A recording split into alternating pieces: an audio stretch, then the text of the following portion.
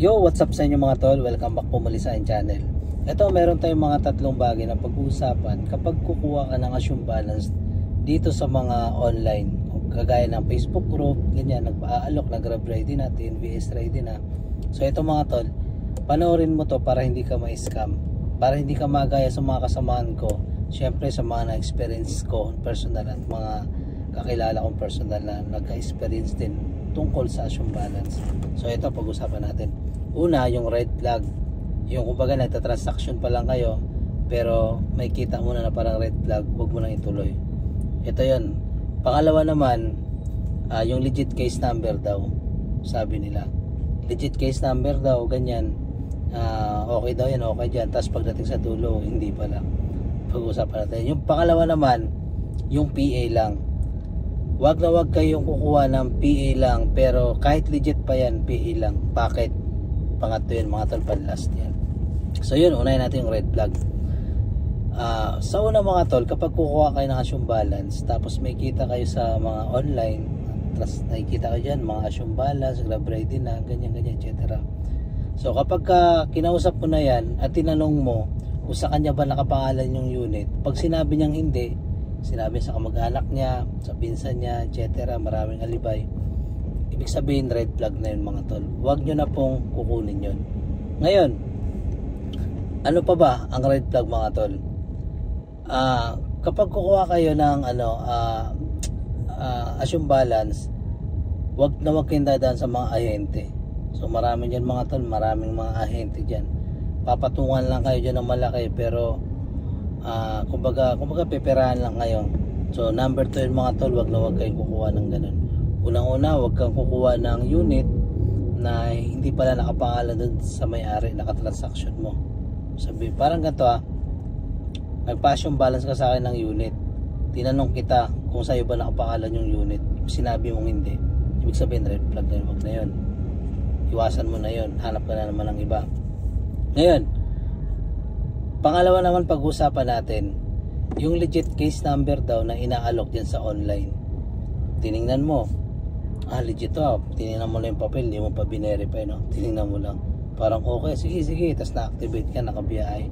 Nako po, wag na wag kayong pasisilaw sa mga ganyan, lalong-lalo na yung mga nag-aalok ng i-activate ka muna, saka na lang yung bayad. Naku po, wag na wag kayong mga tol, papalin lang. Eto, sabihin ko sa inyo mga tol, paano nga ba ma-verify kung legit nga ba yung mga papel? Yan. Ngayon, ito ang sikreto mga tol. Kahit hindi na kayo pumunta dun mismo sa LTFRB, hindi nyo na kailangan magsayang ng oras. Ganito lang gawin nyo. Pumunta kayo sa Facebook page ng LTFRB Land for Transportation. So ito, ilalagay ko rito mga tol. Puntahan nyo yung yung page na yan. Tapos, i-picturean nyo yung case number o plate number ng sasakyan, tapos i-message nyo yung LTFRB. Itanong nyo sa kanila kung legit ba to, kung nakarehistro ba yan dyan sa sa sistema nyo, yung papel na yan o yung sasakyan na yan. Doon mga tol, matagal na yung 2 oras o 1 oras, magre-reply agad yan. Doon nila sasabihin kung legit yan o peke o wala sa sistema nila. So yun lang mga tol, doon pa lang less na oras na gugugulin mo na. Ngayon, pangatlo naman na pag-uusapan natin, yung inaalok ng iba na PA, okay, legit yung papel, okay lahat, pero tanongin nyo mga tol kung hanggang CPC na ba. Yan. Kasi kung PA lang, huwag kayong papayag. Kung pag sinabi sa inyo na hindi, legit naman yan, naka PA naman yan, kumbaga ikaw na magpa CPC. Wag na wag nyo kunin yan mga tol, ingat kayo dyan. Bakit? Ito kasing sasakyan ko, assume balance, legit PA ito. Oo. Ngayon, nung bumabiyahe na ako, kulang isang taon din mga tol, nagbabiyahe ako dito. Ang nangyari, na-dismiss po. Bakit? Hindi nakapagpasa ng mga requirements ang dating may-ari nito sasakyan. Bakit mga tol? Nasa abroad kasi, seaman siya. Ngayon, ang nangyari, dismiss. So, gastos another, na post, na abala sa biyahe, sakit sa ulo. Yan mga tol, ang experience ko mga tol. Wag na wag kayong kukuha ng PA lang. Dapat ang kukunin nyo naka CPC na. Ngayon, paano nga ba malalaman kung legit yan CPC na yan?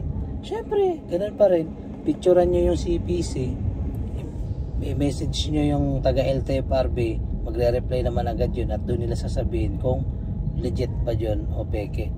So ganun lang mga tol, ingat kayo dyan sa mga online transaction mga tol. Maraming dyan, maraming magagaling magsalita, maraming sabi nga nila madaling mangako pero mahirap din. Kasi yung kasama ko kasi isa na rin sana pangakuan yun, pero nung na-deactivate na, hindi na natupad ang pangako nila. Kumbaga wala na, nagbibingi-bingi na, tatawagan mo hindi na sumasagot, chinachat mo, tinetext mo hindi na sumasagot. So anong nangyari, nahatak yung sasakyan o binalik niya yung sasakyan, pero yung pera hindi niya na nakuha ng buo. Sa totoo lang mga tol, napakalaki po ng tawag nito yung puhunan pag kukuha ka ng cash balance. Napakalaki po ng cash out. Hindi katulad nung kukuha ka ng sasakyan na minsan nakukuha mo 0 down payment, tapos i-re-register mo kay Grab, magkano lang babayaran, 6,000 lang o 7,000, tapos ipapasyon sa'yo 200,000, tapos anong nangyari, mga mga talbog pala yung mga papeles. So, ingat kayo dun mga tol, wag kayong kukuha ng peke na tawag nito yung papeles, kahit PA mga tol, wag kayong kukuha kasi 3 months lang yan. Pag dumating ang 4 months na expire yung PA, dali ka na nun, lumalabas, kolorum ka na nun. Ang mangyayari sa'yo nun, dahil kolorum ka at nagkaroon ng aksidente na involved yung sasakyan mo at naimbestigahan na yung papeles mo ay peke tapos kolorum, ang mangyayari sa inyan, pwede kang makakulong o kaya pwede kang kasuhan o pagmultahin. Ang alam ko kapag sedan, kasi na ka sa road rage o kaya aksidente, kapag sedan ng ulorom, nasa 120,000 po ang tubos niyan. Kapag 6-seater naman, ang tubos naman niya nasa 200,000. So ingat ka dyan mga tol. Sasabi ko lang sa inyo, mas madaling mangako, mabilis na yung matamis na mga salita na akala mo tutulungan ka ganyan, pero pagdating sa problema babay na. So yung mga tol, ingat kayo dyan, huwag kayo magmadali. Mas maganda siguro na magpakuha na lang kayo sa kamag-anak nyo ng mapera ngayon, o kaya kung wala talaga mga tol, kumuha ka ng asyon pero dapat naka CPC na, kasi ang CPC mga tol, yan yung sinasabi nila na prangkisa talaga masasabi. Every 2 years po yan nagre-rehistro. Hindi kagaya sa PA lang o yung tinatawag nilang probationary authority, pansamantala lang yun 3 months lang yun Kaya ingat kayo mga tol. Sana itong video na to nagkaroon ng awareness sa lahat na nagbabala kumuha ng cash balance. Maging sana ito naging aral na to sa amin, at sana itong aral sa amin na sinishare ko sa inyo, sana wag lang mangyari sa inyo. Masakit po sa ulo at nakaka-stress, grabe. So ayun lang mga tol, ingat kayo dyan, at God bless sa inyo, naway